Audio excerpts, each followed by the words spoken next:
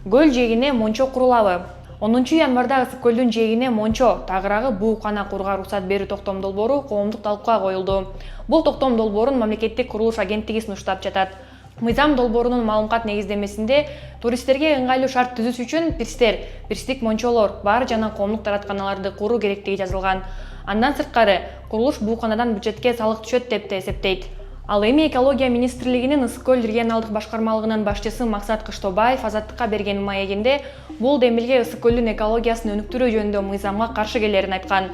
Мындай кадам менен көлдүн суусун талкалап алышыбыз мүмкүн деп, бул сунуш боюнча кабарлары жок экенин билдирген.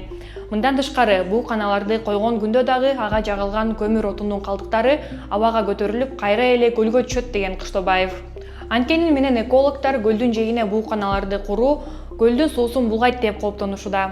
Көлдөгү башаламан курулган эс алуучу жайлар, кафе, ресторандардан чыккан саркынды суулар көлдү булгап келе жатканы айтылып келет. Мамкурулуш 2018-жылы Ысык көлдүн жээгине мончо курууга тыюу салып, ошол жылы бууканалар алынган. 2023-жылы өлкөгө 3 миллион турист келген.